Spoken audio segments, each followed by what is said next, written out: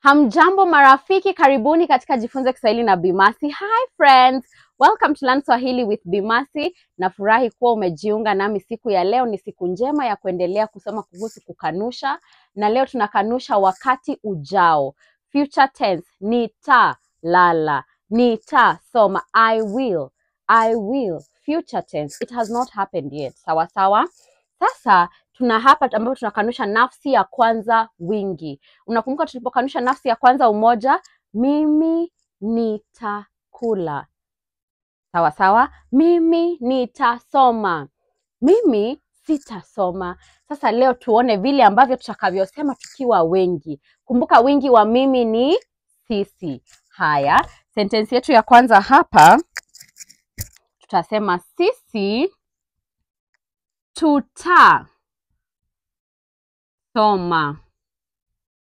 Ukiangalia kitenzi chetu tutasoma hapa, tu ni nafsi ya kwanza wingi. Kwa hivyo tu inaonyesha nafsi. Ta inaonyesha wakati ujao, kweli, wakati ujao. Na soma ni kitenzi. Soma ni kitenzi, the action word, the verb. Sawa sawa? Kile ambacho Simba anaweza kuambia useme, oh, what Simon can tell you to do. Simon says jump. Simon says eat. That's a verb, an action word. Na ndio hiki hapa tunaita kitenzi katika Kiswahili. Sisi tutasoma, tunakataa kwa sababu tunakanusha. Tunasema sisi, samahani, sisi hatutasoma. Ama wewe utasoma? Hapana, sisi hatutasoma, tumekataa, hatutasoma. Haya, twende kwenye sentensi yetu ya pili ambapo tunasema sisi tutalala. Tukikataa tunasema sisi hatutalala. Ukitazama sentensi ya Bi Mercy, kitu ambacho kinabadilika tu ni kuwa tunaongeza ha peke yake tu.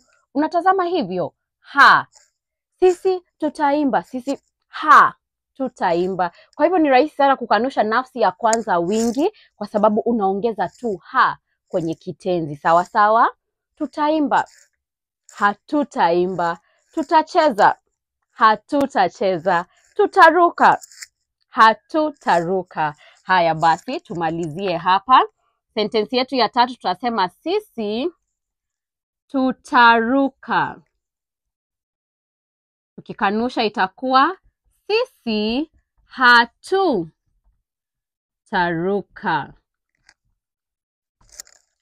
Kisha tuna sentensi yetu ya nne itakuwa sisi tutaimba.